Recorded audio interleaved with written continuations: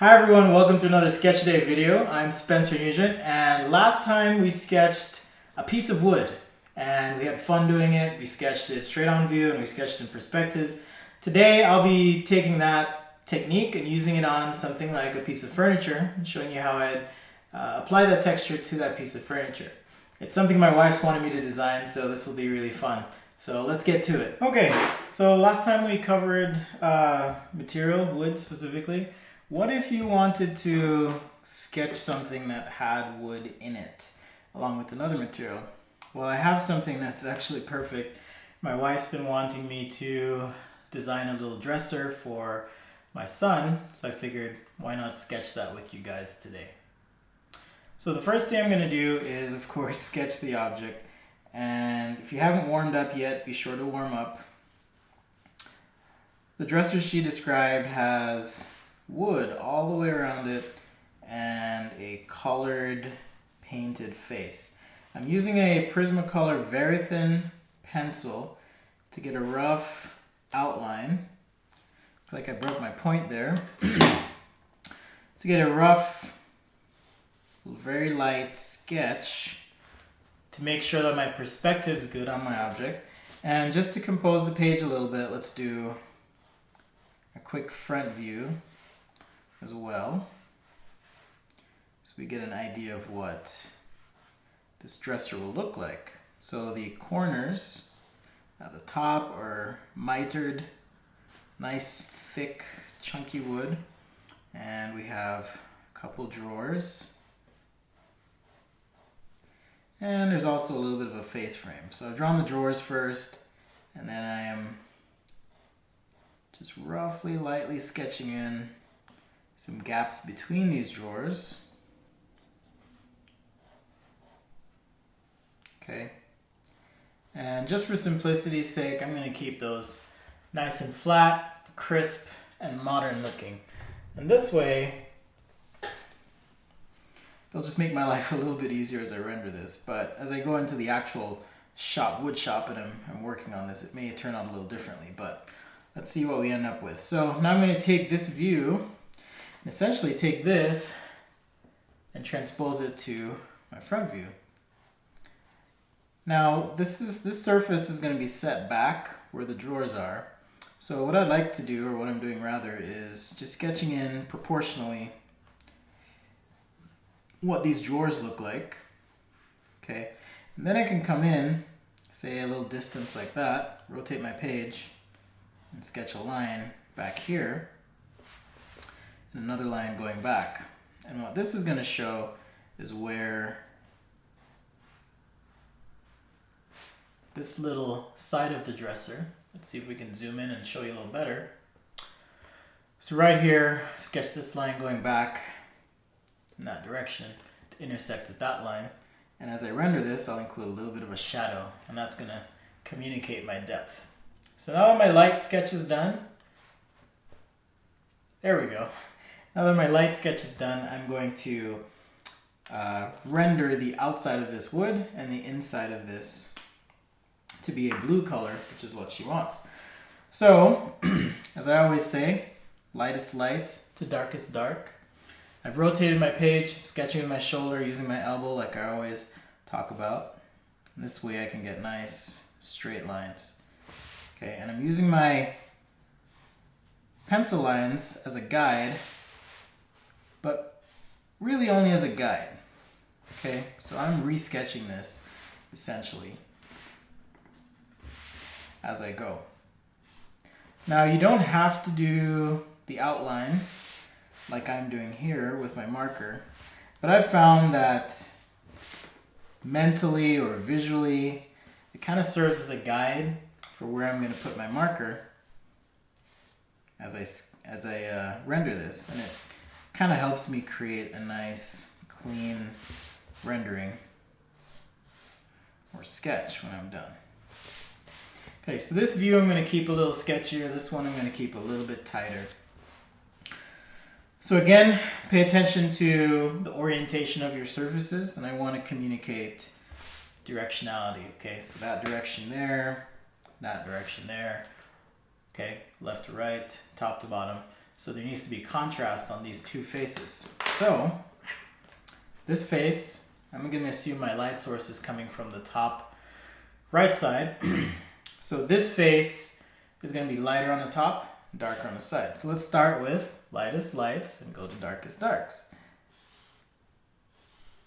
Starting with my top surface, I'm not too worried about the overlap of the marker because I'm simulating wood here. In fact, if I wanted to, I could even wiggle my marker lines to kind of help communicate some of that natural feel. On these tricky diagonal lines that I'm shading up to, I'm trying to be careful to align the chiseled point of my marker, you see that angle, with the line, or the angle of the line on the page. And that way I get a nice clean drawing.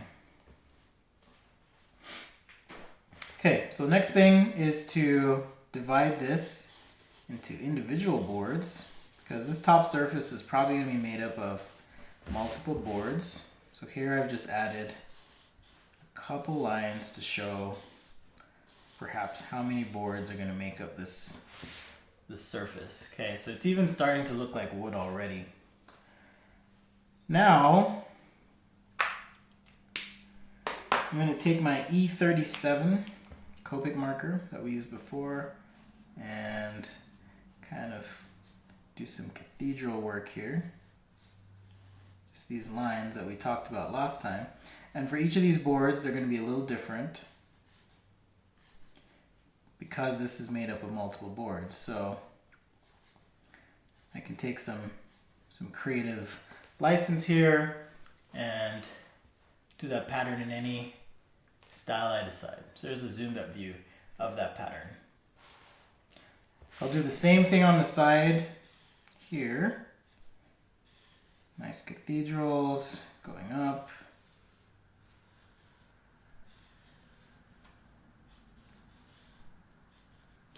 Throw a knot in here if we want to. Again, the cool thing with sketching is you are in control. You can do whatever you want. That's one thing I love about sketching. Okay, so there I've got my top surface and my side surface. I'm going to jump back to my E35 now that this ink is dry. And on this side surface, using my Copic marker, and these blend really well, I'm going to blend from this top edge down and kind of fan my marker out. Okay, so the first few strokes I stopped down here, the next set of strokes I stopped down here. And if you're not using Copic markers and really nice marker paper, this is really hard to do. So if you don't get the same results, don't get too frustrated. I'm using a really nice marker. So there you can see I've got some contrast between the top and the side surface. And I want some blending from the right side here toward that edge. So just going to feather that in using my Copic marker. All right, there we go. So there I've got dark to light, and this contrast right in that area is showing me that these surfaces are meeting at an angle. So next I'm going to do just a couple strokes on the front edges, right in here, right down there, and that's it. I'm not going to tweak that any more than I have to. On this orthographic or front view, simple marker stroke, and I'm done. Now I've also got this inside surface where these drawers kind of recess a little bit. So for now I'm going to keep that light right there on that face, but this does need to have some shadow and contrast work done. So the way she's described it to me, the inside of this is going to be blue, some sort of blue. I'm not sure what blue. Let's just try a couple markers and see if we can find a color that we like that works. So essentially on this job, she is my client and she hasn't specified what color. I think I'm gonna go with the mint green. I kind of like that. Although, if I do go with that, I may not have something dark enough to use as blend. So I'll have to rely a little bit on my pencil. But that's okay, we're just having fun. One of the biggest things you want to do when you're sketching is just not stress out, just relax and have fun. So let's use the mint. And I'm just going to go ahead and fill this in on my face right here. In fact, if I want to, I can do that same trick. Draw the outline first. And then come in and shade the rest.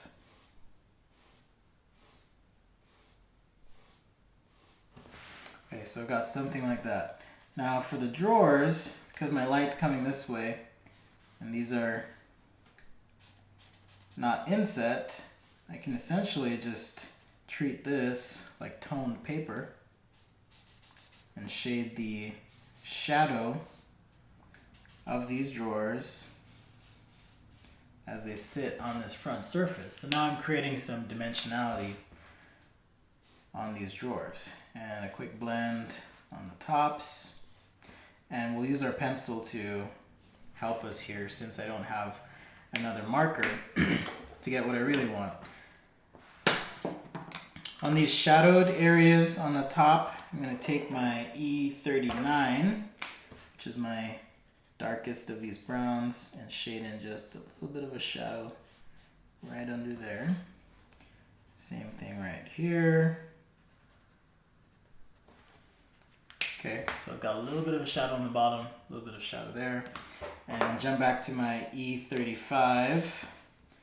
And I'm just gonna feather this out. I'm using the nice giant brush tip on my Copic sketch pen here. And now you can see, even in this small area, I've got some contrast from the front to the side. And that is going to, again, help with showing contrast and change in surface direction on this dresser. On the front view here, because I don't want to overwhelm the whole drawing, or rather the whole page, with stuff, we're going to just keep this nice and sketchy and loose. Okay, maybe something like that. I've got with me here just a giant piece of MDF. You can use anything you want as a straight edge. I'm just using this MDF, and I'm going to now add a little bit of an outline to my sketch page, and this way it'll just kind of help the object pop off the page a little bit more.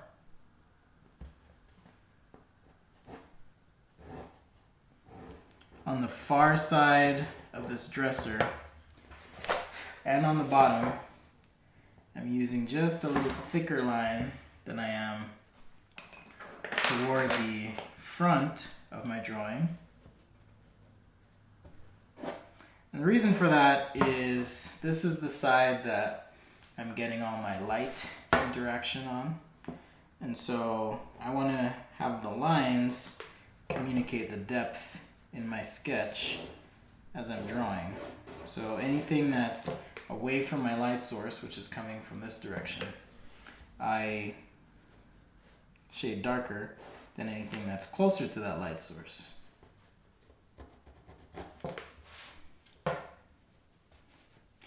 Now you might be wondering, why is he using a ruler? It's okay to use a ruler. If you are just cleaning up your sketch at the end and you want to add some definition to that sketch, it is totally okay to use a ruler. Think of a ruler like wearing black or putting on a suit and tie. It just kind of elevates the look of your sketch just that much more. So for these drawers in the front, if you're wondering what that was, that's my trusty Panasonic auto stop sharpener. So here I'm just sketching in a couple little detail lines on these drawers, and they'll just help them feel like they are dimensionally off this front surface. Got the top edge on the drawer as well. So sometimes a few light sketch lines can help. Where this overhang is happening, I need to have some shadow on the top drawer. So I'm just going to take this mint marker and darken that up. And I'll probably get a little bit of shadow on this front edge as well. So now this feels like it is inset to the wood on the outside of the dresser. Well, this is one of the good things about sketching. Now that I see this, I can see why she probably wouldn't pick a mint green, but that's okay. We had fun. Let's go ahead and create a quick shadow for our sketch. And just to compose this, I'm going to push this off the edge of the page here and use a nice dark C7. That's a cool gray marker, nice and dark.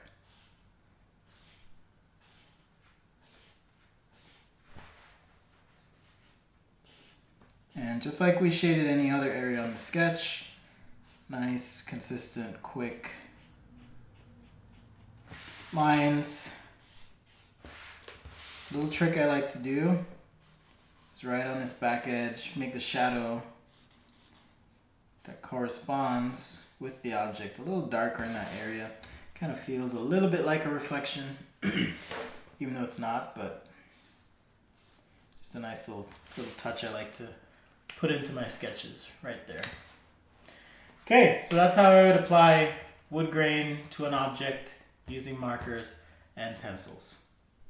Thanks for joining, and be sure to subscribe and share this video with all your friends. Thanks, guys.